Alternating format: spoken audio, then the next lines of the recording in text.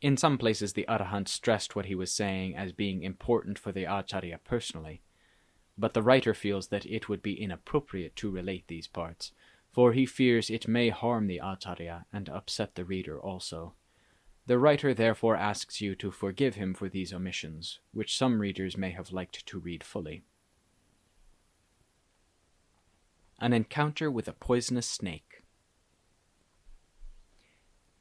This was a strange and unexpected event which occurred in a remarkable manner, as in the following account. The Acharya was going to stay in a certain cave to practice the way of Dhamma of a recluse, Samarna Dhamma. But before he went to the cave, the villagers in that district warned him that a black poisonous snake lived in that cave and had been there for many years. They said that its body was no larger than a large flashlight battery in girth, and rather longer than 1 meter, but it was incredibly fierce. This snake had already done harm to some people, but everyone was afraid to do anything to it for fear that there may be some hidden power behind it. Finally, the villagers gave it the name of the Lord of the Cave. Nobody was likely to go and spend a night there, they said, for if anyone did so, this snake was sure to come out, either in the evening, during the night, or in the morning, spreading its hood and hissing threateningly. If it was able to, it would actually bite them as well, and there were many cases in which people had been its victims, so that now everybody was afraid of it, and nobody dared to spend a night in that cave. The Venerable Ajaan, however, thought that he would like to go and stay in that cave to go on doing his work in the way of Dhamma. Then he asked the villagers to take him there, even though they told him that nobody would believe how fierce this snake was, and what harm would come to him due to it nobody could tell. So they did not want him to go and stay there, but he persuaded them using reason, pointing out that if one's time has come, one will die even if one is resting in one's own home, and nobody can do anything about it.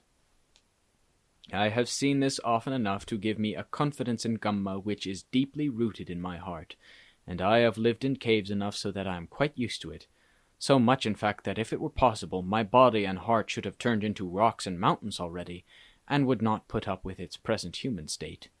Even if I go to stay in that cave, if I have not reached the end of my time, I am still likely to go on living the life of a bhikkhu, much as I have been doing up to the present, and I am not likely to change into something else. A snake is an animal, I am a human being and also a bhikkhu, who constantly holds close to the way of moral behavior, sila, and dhamma. I do not envy anyone, nor do I oppress and harm them. So if the snake attacks me and I die, it would be because of my bad dhamma and the evil I have done in the past. This would be better than turning back afraid, the bad results of which would follow me and come back on me in the future.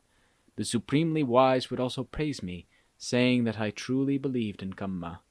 For these reasons I want to go there even if I should die because of it. Having said this, he set off for the cave with some villagers to show him the way. When he got there and stayed in this cave, he felt physically well and comfortable, and staying there alone, his mind was contented and easy. On the second day he was there, in the evening, he saw the black snake sliding out of a crevice in the rocks, and gradually, slowly, it came up right in front of him while he was sitting there on a small bamboo platform, contemplating the teachings of Dhamma, and it came in the manner of one that instinctively considers itself to be superior in its power to harm others. When the Acharya saw this snake coming up to him without fear, and as if it really meant to do something to him, he immediately recalled what the villagers had told him, and he knew that this must be the killer snake that they talked about. Otherwise it would never have displayed itself in such a bold, fearless manner. The Acharya thought, I have come here to practice Dhamma without any thoughts of doing harm to anyone. Even with small creatures I always have metta for them, and look on their lives as if it was my own life. I never pride myself that I am a person and a bhikkhu whose status is much higher than that of other beings who are companions in birth, growing old, pain, and death throughout the 3 realms of the universe. Even this black snake is one of my companions in happiness and suffering, birth and death also. But why then, when I am showing no sign of contention, or any intent to hit it or harm it at all, why should this snake be so determined to come and kill me, who would be its friend in life and death? For on this hill it will not find another friend who would be more reliable. When I reflect on my moral behavior, it is pure in Dhamma, as for example the metta of which my heart is full, that comes about due to the power of my citta and Dhamma that I have developed by training. If despite this creature is still bold and callous enough to kill me, it must be because in a past life I have been extremely cruel and ferocious, so that there is not even an abyss in the great hell which would be able to put up with me and give me the deserved results of such bad kamma. Now I must accept the ferocity of this snake, to whom I have been ferocious in the past, and there is no escape from it, and I must not now try to escape from my evil kamma. For if I was bold enough to do such things, I must now be bold enough to accept the evil results. Then I will be worthy of the name of one who truly believes in Dhamma. Having come to this decision, he then spoke to the snake which had stopped in front of him about 2 yards away, and spread its hood out, waiting for an opportunity.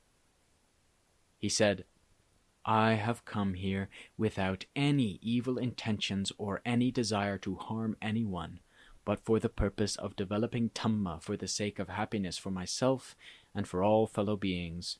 Regardless of what form they may have or who they are, I spread metta for their happiness. You who live here should also be able to partake of it. If you still long for physical ease and peace of heart, in the way that all other beings do everywhere, you should accept this metta Dhamma, which is peaceful and melts all hardness, and make it part of yourself. This is far better than intimidating and killing others, which will bring nothing of value. And even if you hurt and kill others with your deadly poison, it will not make you any better, more virtuous, or more venerable, so that you get happiness and develop towards a higher state. But rather it will lead you down to be submerged in a sea of dukkha such as hell, for this is the result which comes from tormenting and killing others. I do not accept nor feel any gladness that what you do has any merit or virtue at all, because it only increases your dukkha which torments and presses in on yourself. I can only accept the ways of those who do not torment and kill others, as being actions which do not bring fear and trouble to them. So one has peace in oneself, and one brings peace to others, thus looking on each other as if an intimate friendship has existed for aeons, and seeing that we are all friends and companions together in dukkha, birth, growing old, pain, and death. It is not right to cause dukkha and anxiety to each other, for it only increases one's own dukkha as well.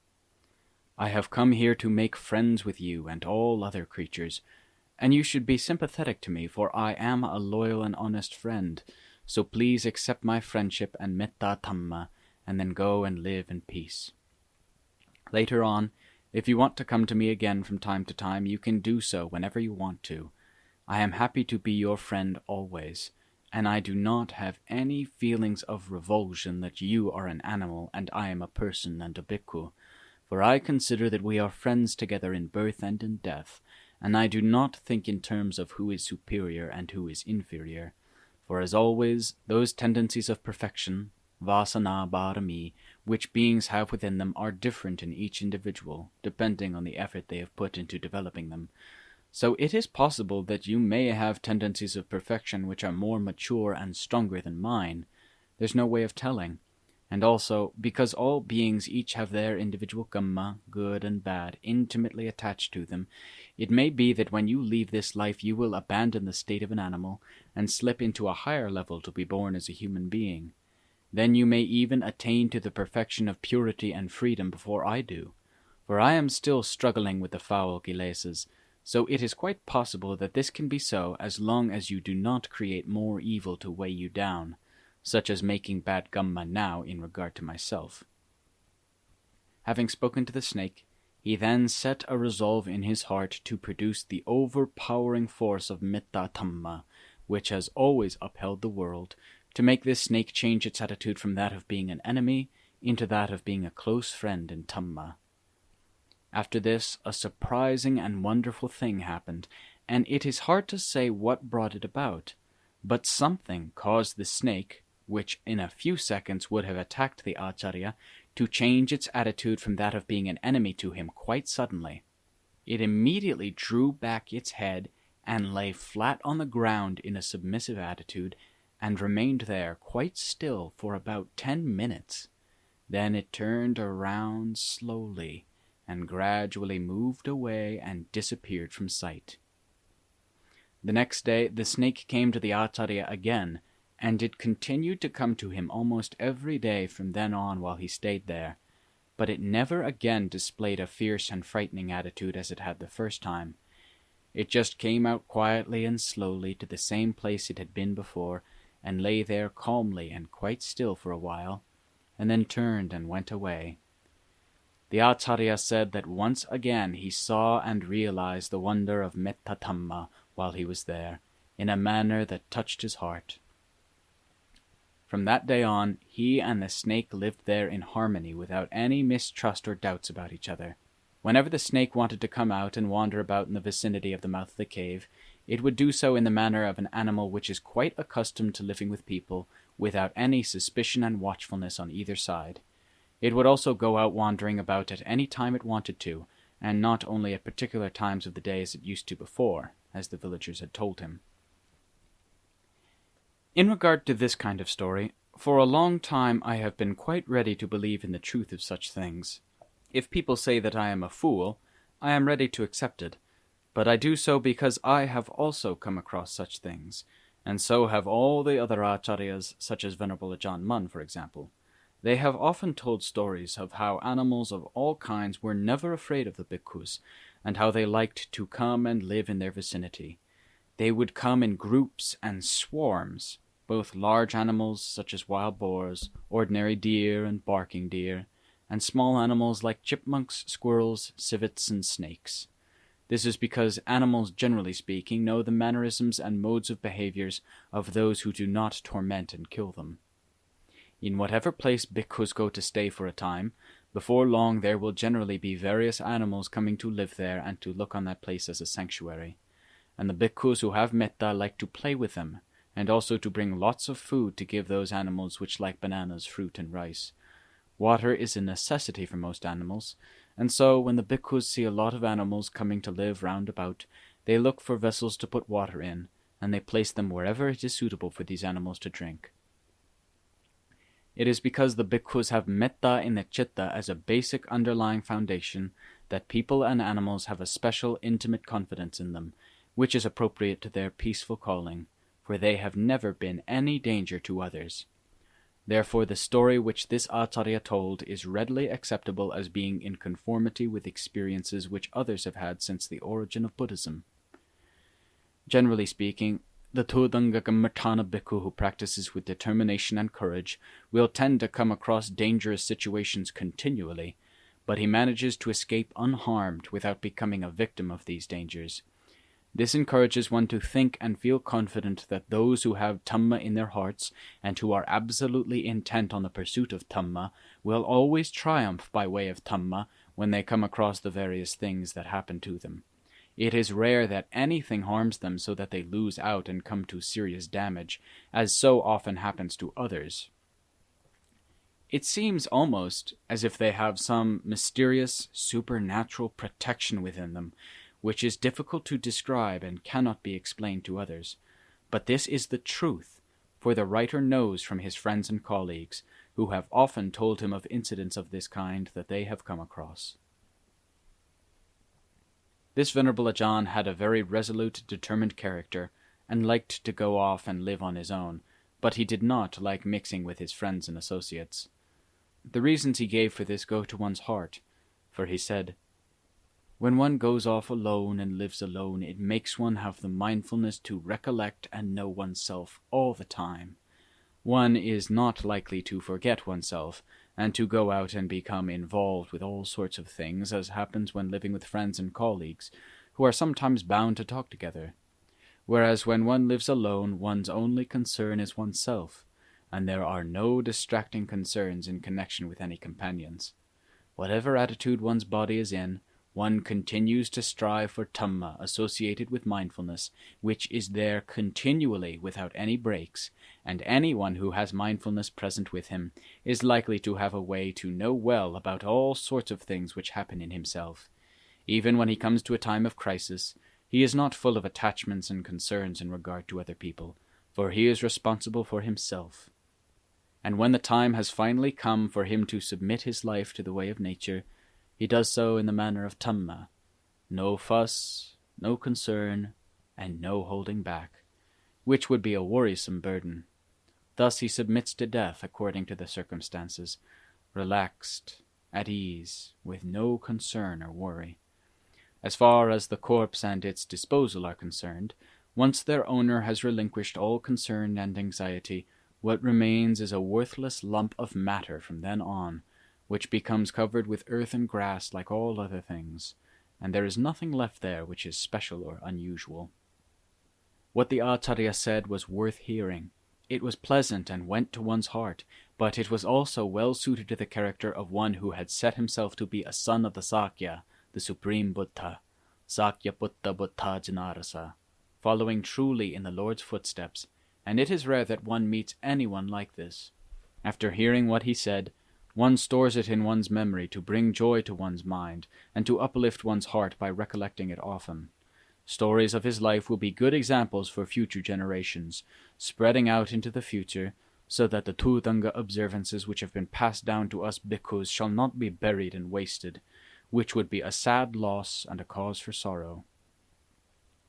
He has shown that there are still those who strive to follow the way and to gain the fruits which come from their own practice, and the line of continuity is not yet broken from those who attain more and more calm and happiness as they reach successively higher levels of the Chitta and Dhamma.